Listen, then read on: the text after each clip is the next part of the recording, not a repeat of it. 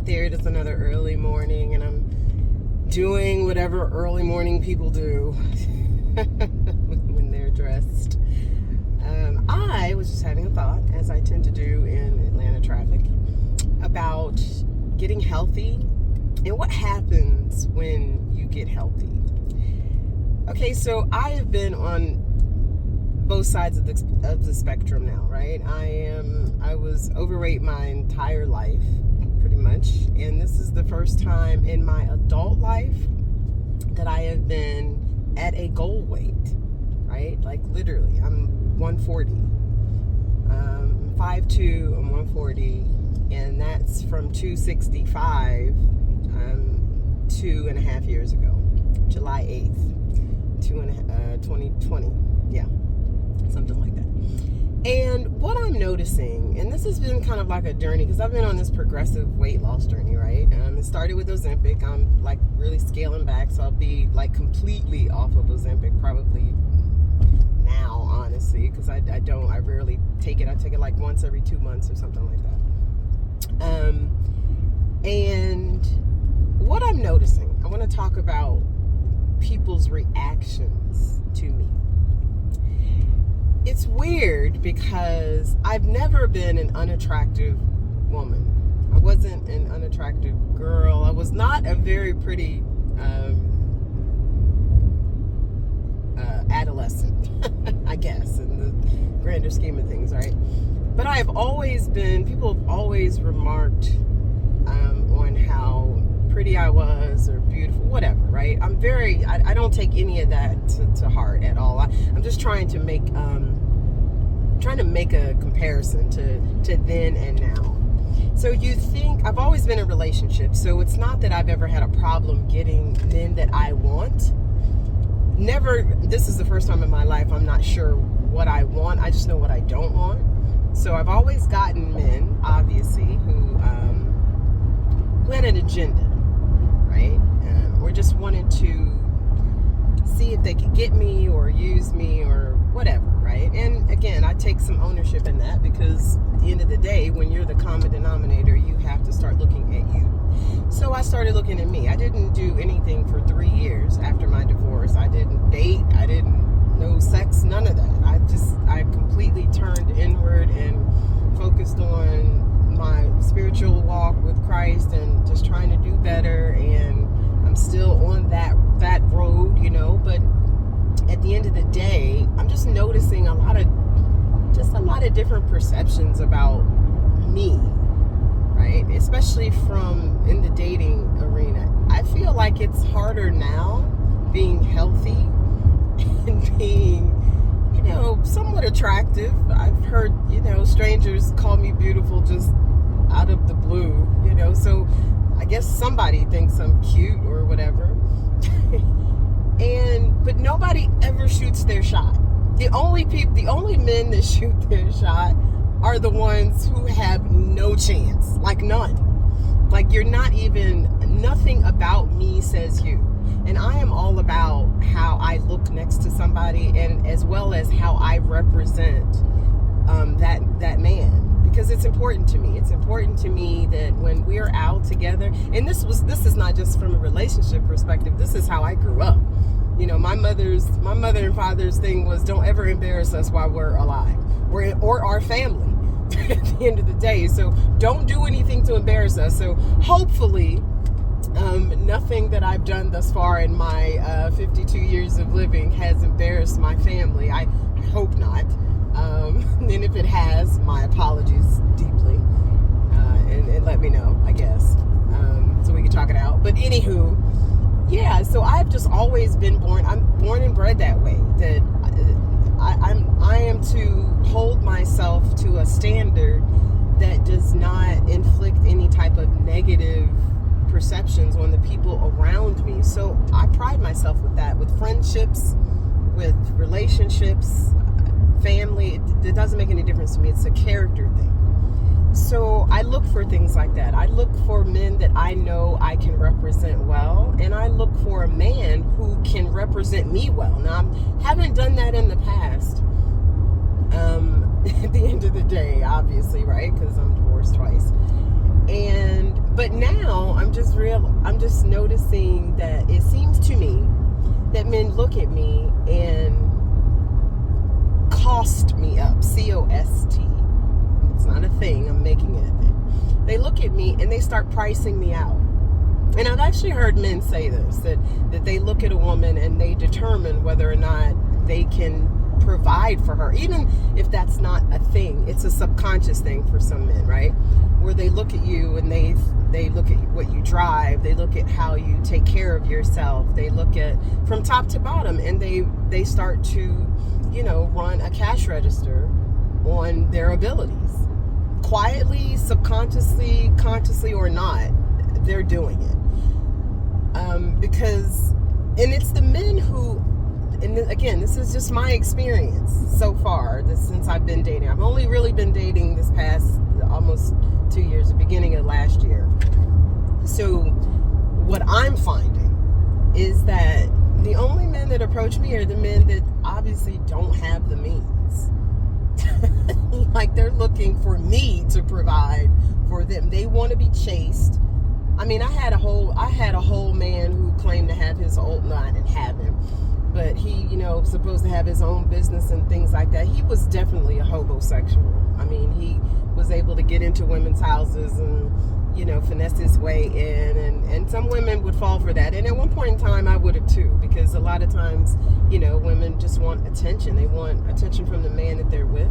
And sometimes a woman will, pay in some way, shape, or form for that attention. And it just is what it is. Whether she's paying with her time, whether she's paying with her resources or her abode, it makes no difference. Sometimes women do pay because they don't want to be alone. And I think that's a human trait. I don't think that's just a gender thing. I think that is, humans aren't meant to be alone. So, you spend your life, if you're not careful, if you've not come to terms with your solitude, you do end up making bad decisions in an effort to fill that gap, right? In an effort to not be alone. I don't mind being alone. I'm at a stage in my life. I've been married.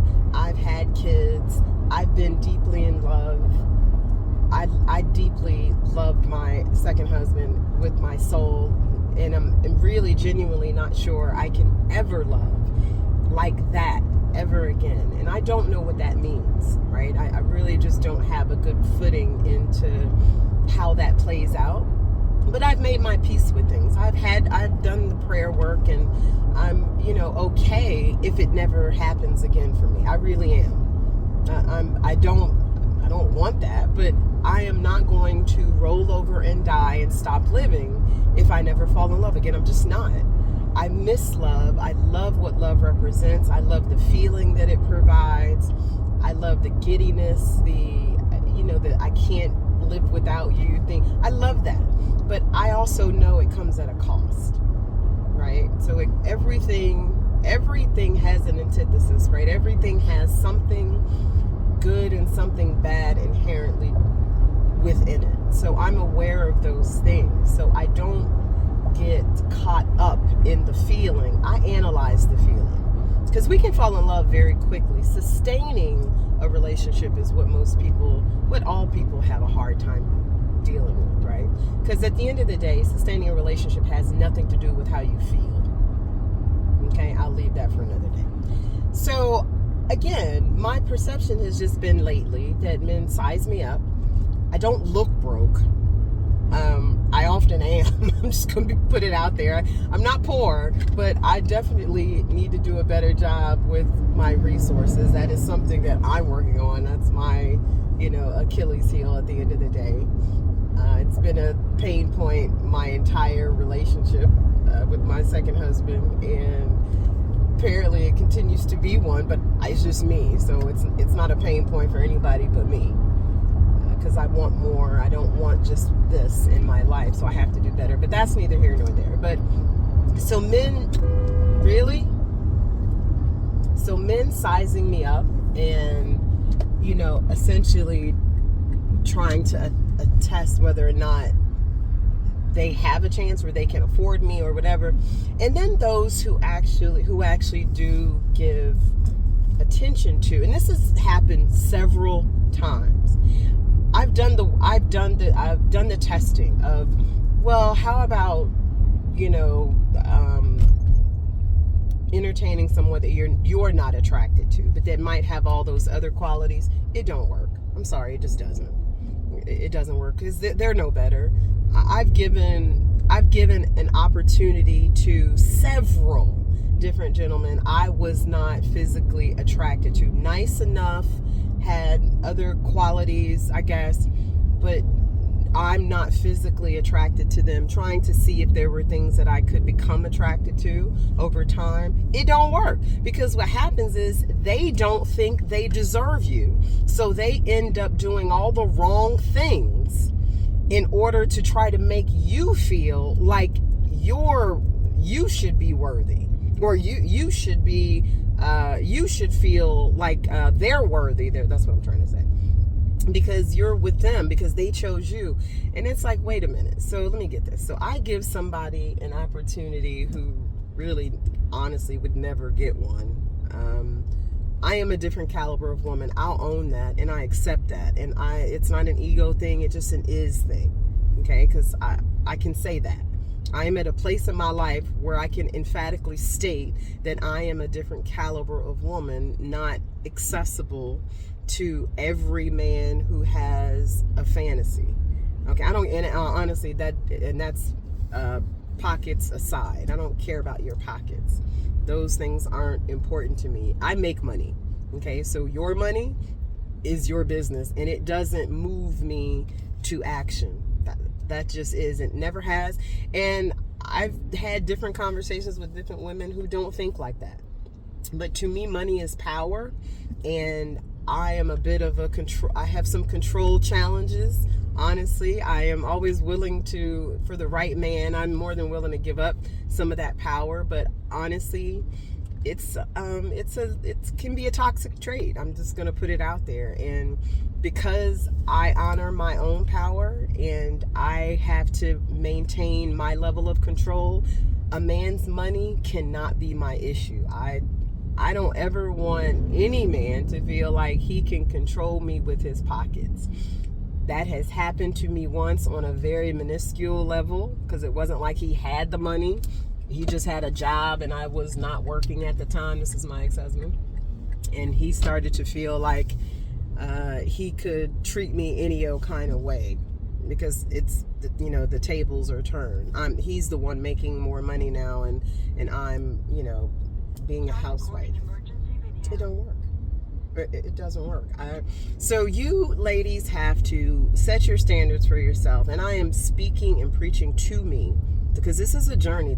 I've not finished anything. I've not accomplished this whole dating thing. Now, the one thing that I am doing very, very well in this season of my life is getting my health in order. And the one thing I'm also noticing is that when you are healthy, it is very difficult for somebody to take advantage of you. Okay? Very difficult. When you care about how you look and how you feel and how you take care of yourself and what you eat and what goes into your body and all of those things, it is very difficult to be manipulated.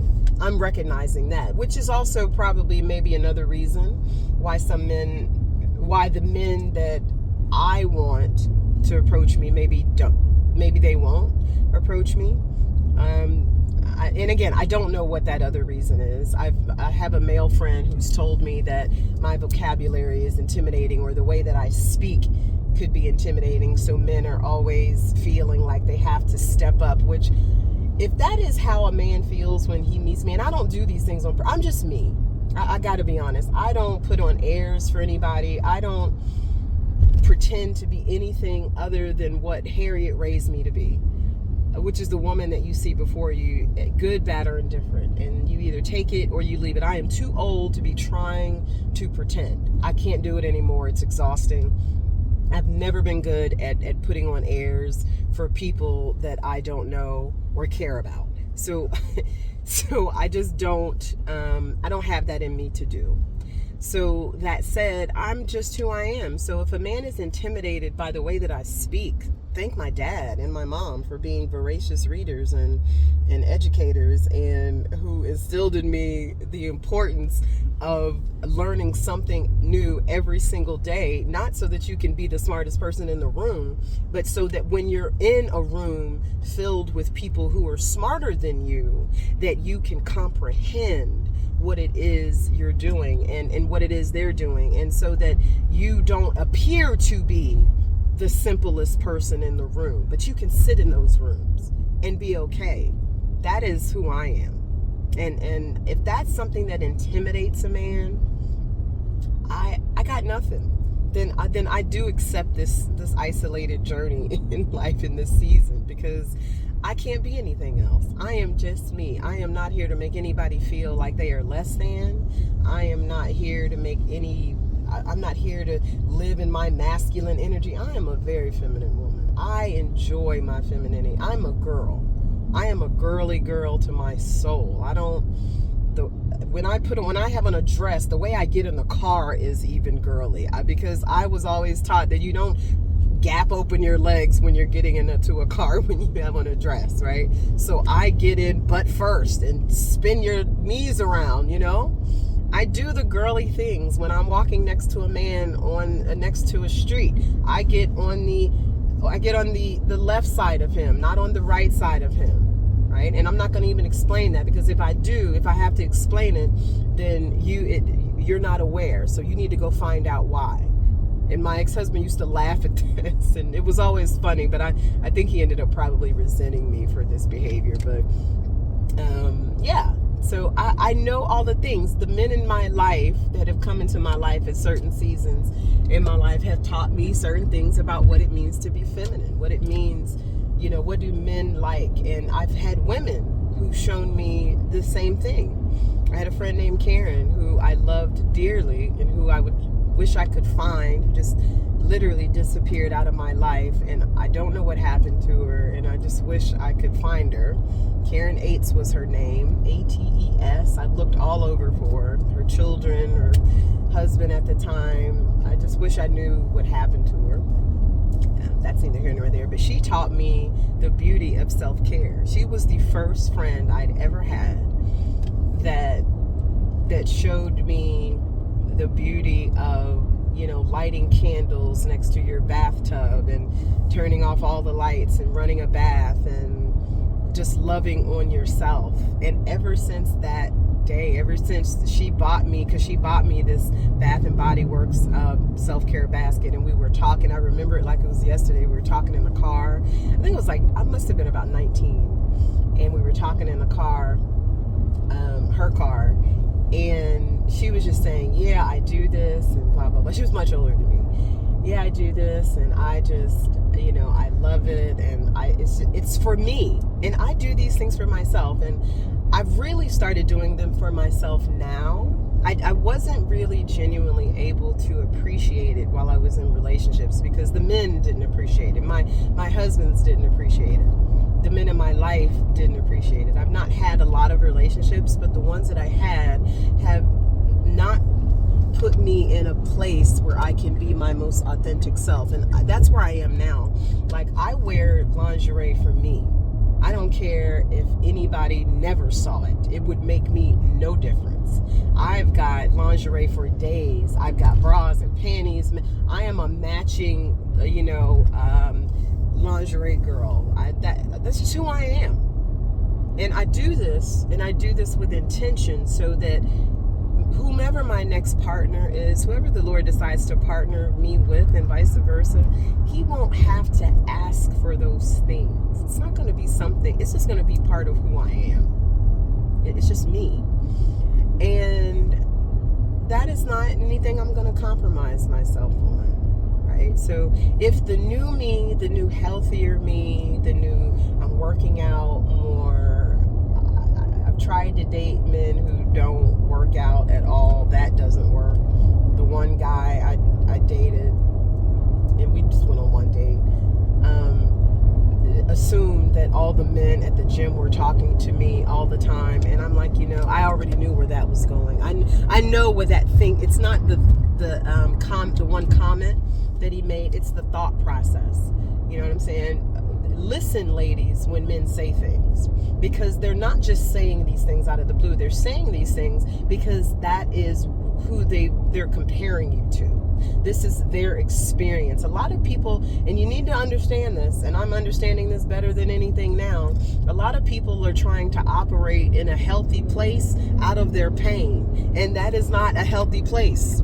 If you are calling yourself healed and operating in this dating arena out of your own pain, which means that you're continuously comparing everybody to the things that hurt you and you can't see beyond that, then you are not healed. You still have a lot of work to do on yourself to understand how you allow those things to happen. And I am always trying to articulate these things for myself, right? So this is just not a one-way conversation. This is also a me conversation. I do these things so that when I am on an island, patting pool boys on the ass, sipping Mai Tais, watching my novels become bestsellers, and, being on yachts with my friends, I want to look back on these and say, you know what? I manifested that. I prayed through that. I did the work. And I'm here. I did. And let me say this before I go. My health journey started, and I had to remember this. The Holy Spirit just brought this back to my remembrance. I remember years ago, over 15 years ago, me saying to myself, and my girlfriend Lynette used to say this all the time, I'm going to be fine one more time. Before I leave this earth, I'm going to be fine one more time. I didn't know what that looked, and I had been trying to get fine for a long time, okay? But again, when you've got people in your life that don't want to see you well, it's difficult for your thinking about yourself to change. And my thinking has changed. How I perceive myself has changed. It's not about arrogance. It's not about ego. It is about health. I want to be here for my granddaughter. I want to be here for my grandkids and my son and my mother while she is still yet on this earth, doing what she needs to do. I want to be an example to those people who don't think it's possible. I want to be an influence. I want to be somebody who people can look at and say, wait a minute, if she can do it, I know I can do it. Yes, I want that. I want that for you. I want everything great happening in my life. I want it to happen in the lives of the people that I love 10 times over. That's just who I am. Because I feel when the people that I love are okay, I can deal with absolutely anything.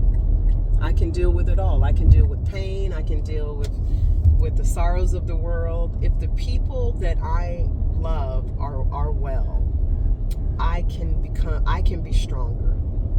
Okay, so I just wanted to hop on and say that I'm almost at work, and it appears that there's like a slowdown on my exit here, but that's fine, whatever.